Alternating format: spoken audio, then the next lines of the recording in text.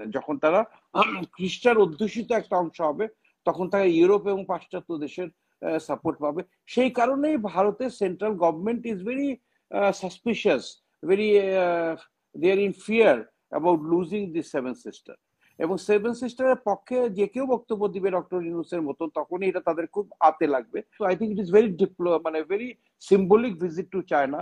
এবং এই সফরটা সাকসেসফুল হওয়ার কারণে ভারত চাইবে না যে আমরা বেশি, আমরাও চাই না আমরা কারোর সাথে কারো কোলে গিয়ে বসতে চাই না। We want to keep our windows open, we want to have good relationship with all our neighbours, all the major power. চীনের সাথে একটা ভালো সম্পর্ক হয়েছে, আমরা আশা করি আমরা আমাদের সম্পর্কটা আরো শক্তিশালী হবে। ভারতের প্রধানমন্ত্রীর সাথেও আমাদের উপদেষ্টা দেখা হবে, আমরাও চাই ভারতের সাথে আমাদের সম্পর্কটা আরো ভালো হবে। আমরা আমরা ভারতের সাথে দ্বন্দ্বে গিয়ে আমাদের কোনো লাভ নাই। যখন কলকাতার চ্যানেলে কথা বলি তখন আমাদের প্রধান উপদেষ্টাকে তারা সন্ত্রাসী বলে, ইউনুস বলে, খুব ছোট করে বলার চেষ্টা করে। আমিও কলকাতায় কয়েকটা চ্যানেলে টক শো করার সময় তারা আমাকে অভিযোগ করলো যে আমরা কেন পাকিস্তানের কোলে বসে গেলাম, আমরা কেন পাকিস্তান থেকে সমরাস্ত্র আমরা ক্রয় করব। তখন আমি খুব দৃঢ় কণ্ঠে তাদেরকে পাকিস্তান বললাম থেকে যে ইট ইজ আমন্ত্রণও আওয়ার এসেছে। Bloody right to decide where to buy arms and ammunition. আমরা আমাদের দেশের স্বার্থে আমরা চায়না থেকে সমরাস্ত্র আমদানি করতে পারি, মার্কিন যুক্তরাষ্ট্র থেকে করতে পারি, আমাদের জন্য ভালো হলে ভারত থেকে করতে পারি, পাকিস্তান থেকে করতে পারি। এবং আরেকটা পার্শ্ববর্তী রাষ্ট্র ভারত কেন ডিকটেট অর আস্ক আস আমরা কেন করতে কিনলাম, it is our bloody right to do that. এবং ওরা বলছিল যে আমি সেই টক শোতে বললাম যে তারা চট্টগ্রাম দখল করে ফেলবে, চট্টগ্রাম কেন ভারতের সাথে দেওয়া হলো না, তারা আক্রমণ করবে ইত্যাদি ইত্যাদি। তো আমি আপনাকে একটা সমীকরণ দিতে চাই, Hasin sir will probably agree with me, definitely will agree with me. ভারতের সর্বমোট আপনি মনে করেন 1 মিলিয়ন সশস্ত্র বাহিনী আছে, বাংলাদেশের অ্যারাউন্ড 200 প্লাস মাইনাস। আমরা সমরাষ্ট্রে পড়ি যে কোনো দেশ আক্রমণ করতে হলে মিনিমাম 3 গুণ ফোর্স নিয়ে the attackers have to be 3 times, at least 3 times stronger than the defender. এবং ভারতের চারিদিকে সমস্যা, তাদের পাকিস্তান বর্ডারে একটা হিউজ ডিপ্লয়মেন্ট, ওখান থেকে ট্রুপস উইথড্র করলে পাকিস্তান ভারতে ঢুকে যাবে, কাশ্মীরে ঢুকে যাবে। ওদের চায়নার সাথে সমস্যা। একবার ভারতের 11 জন অফিসার চায়নাতে একটা ভিজিটে যাওয়ার কথা ছিল, ওরা ভিসার জন্য অ্যাপ্লাই করেছিল, 10 জনের ভিসা দিয়েছে, একজনের দেয় নাই। দেখা গেল যে তার বাড়ি অরুণাচল প্রদেশ। তখন চায়না বললো যে ওকে কি ভিসা দিব, ও তো হি ইজ আওয়ার সিটিজেন। তো এখানে চায়নার সাথে ওদের অনেক সমস্যা, বিশাল চাইনিজ ট্রুপস চাইনিজ বর্ডারে, ইন্ডিয়ান ট্রুপস চাইনিজ বর্ডারে ডিপ্লয়েড আছে, সেভেন সিস্টারের নানা রকমের সেপারেটিস্ট মুভমেন্ট আছে।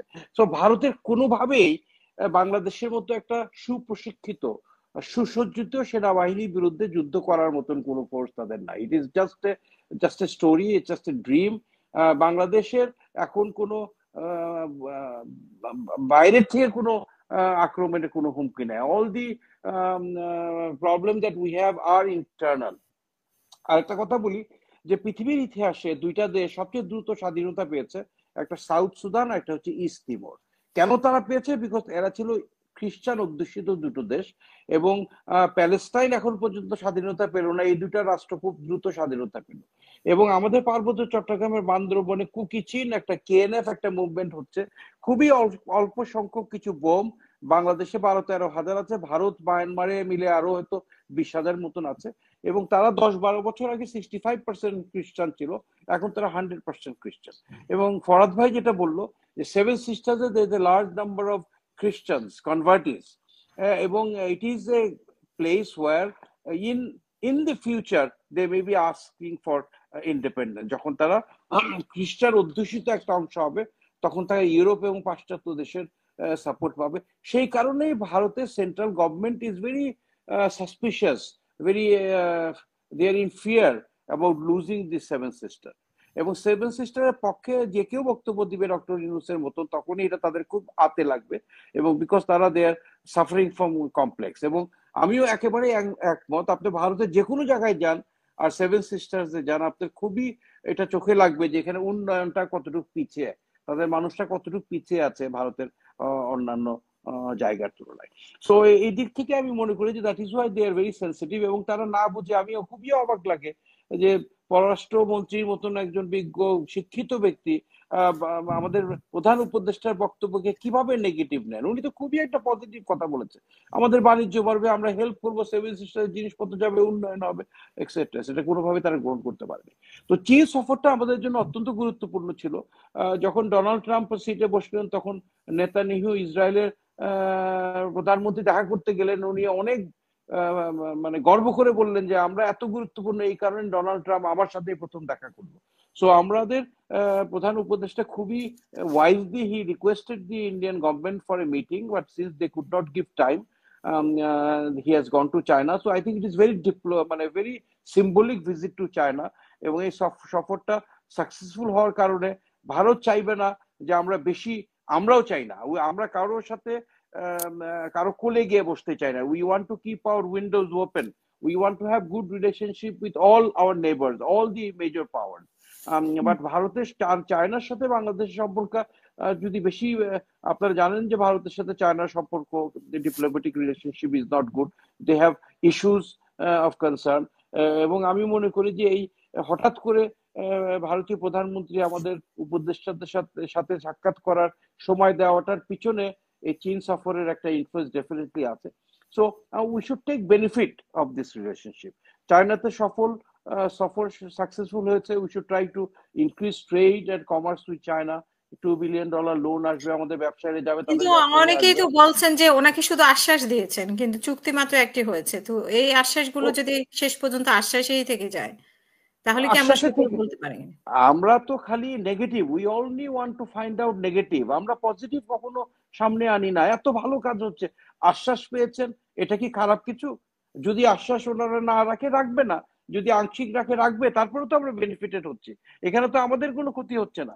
আমরা আমাদের প্রধান উপদেষ্টা কোথায় গিয়ে কি সফলতা নিয়ে আসলো এটা প্রচার করার থেকে বিরত থেকে আমরা খালি গ্যাপ খোঁজার চেষ্টা করি, কোথায় কি নেগেটিভ হতে পারে এটা আমরা চেষ্টা করি। সো চীনের সাথে একটা ভালো সম্পর্ক হয়েছে, আমরা আশা করি আমরা আমাদের সম্পর্কটা আরো শক্তিশালী হবে। ভারতের প্রধানমন্ত্রীর সাথেও আমাদের উপদেষ্টা দেখা হবে, আমরাও চাই ভারতের সাথে আমাদের সম্পর্কটা আরো ভালো হবে। আমরা আমরা ভারতের সাথে দ্বন্দ্বে গিয়ে আমাদের কোনো লাভ নাই।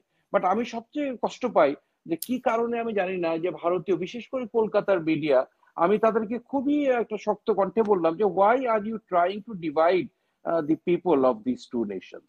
আমরা ঐতিহাসিক ভাবে আমরা একসাথে বসবাস করেছি, আপনারা খালি মিথ্যাচার করে, আমাকে বললো মিথ্যাচার, হ্যাঁ মানে আপনারা মিথ্যাচার করে আপনারা এই দুই দেশের সরকারের মধ্যে, দুই দেশের সম্পর্ক জনগণের মধ্যে আপনারা একটা বিবাদ সৃষ্টি করার চেষ্টা করছেন। কলকাতা একটা মন্দির ভেঙেছে, ওইটা আপনার দেখাচ্ছেন যে বাংলাদেশের মন্দিরটা ভেঙেছে। এটা কি চেক করার, ভেরিফাই করার দায়িত্ব কি আপনার ছিল না? As a TV station, as a journalist, you have to ensure the truthfulness, correctness even of this তাদের তো ইনফরমেশন। রয়ের উপরও নিষেধাজ্ঞা দেওয়ার জন্য একটা যুক্তরাষ্ট্রের একটা প্রতিষ্ঠান ইয়ে করেছে, সরকারকে জি, অনুরোধ করেছে। জি। সো আমি তাও মনে তো করি যে আমার, সংখ্যালঘু নির্যাতনের জন্যই তো, আমি যদি ভুল না জি, করি। জি, এক্স্যাক্টলি। এবং সংখ্যালঘু, আজকে দেবপ্রিয় ভট্টাচার্যের একটা দেখলাম যে you find out how Muslims are treated in India. কোরবানি করার সময়, গরু জবাই করার জন্য যে ধরনের অমানবিক অত্যাচার মুসলমানদের করা হয়, যেভাবে রাইট করা হয়েছে বিভিন্ন স্টেটে, ওই তুলনায় তো আমাদের দেশে আমরা অত্যন্ত সুন্দর একটা সহবাস করি। আমরা আমরা আমরা একে অপরের ভাই। আমরা গত পূজাতে আমরা মন্দিরগুলো সবাই মিলে আমরা সুরক্ষা করেছি। তারপরেও অতিরঞ্জিত করে এই সংবাদগুলো প্রচার করা হচ্ছে, just to create this division between the two nation. তো আমি মনে করি both the meetings are important and we should try to take benefit out of that. চীন সফরটাও সফল হয়েছে, ইনশাল্লাহ ভারতীয় প্রধানমন্ত্রীর সাথেও এই মিটিংটা ভালো হবে। আমি যখন কলকাতার চ্যানেলে কথা বলি, তখন আমাদের প্রধান উপদেষ্টাকে তারা সন্ত্রাসী বলে, ইউনুস বলে, খুব ছোট করে বলার চেষ্টা করে। আমি বলেছি তো, আমি কখনো আপনাদের প্রধানমন্ত্রী, আপনাদের মুখ্যমন্ত্রী সম্পর্কে I never said anything bad. They are your leaders, and we must have mutual respect for our mutual leaders. এই সম্মানটুকু আমাদের একজনকে আরেকজনকে দেখাতে হবে। এবং আমি খুবই এটা অনুপ্রবীয়, আপনারা আমাদের প্রধান উপদেষ্টাকে এভাবে সন্ত্রাসী রাখছেন। ইজ এ নোবেল লরেট, উনি শান্তিতে পুরস্কার পেয়েছেন, উনি উনি আমাদের দেশকে ভালোবাসেন, আমরা সবাই এই দেশটাকে ভালোবাসি। সো আমি মনে করি we are proceeding in the right direction. এবং এই উপদেষ্টার যে গ্রহণযোগ্যতা, ভরাত ভাই এবং হাসিন স্যার যেটা বললো, আমরা দেখি আগামীকালকে মিটিং এ কি হয়। বাট আমি এখনই বলে দিচ্ছি, আমার ইনটিউশন ইজ তেমন কোনো গভীর আলোচনা হবে না। বাট ওনাদের সাথে দেখা সাক্ষাৎ, এক টেবিলে বসাটাই it's a progress, it's a step forward. এবং আস্তে আস্তে সম্পর্কটা আরো ভালো হবে ভবিষ্যতে ইনশাল্লাহ।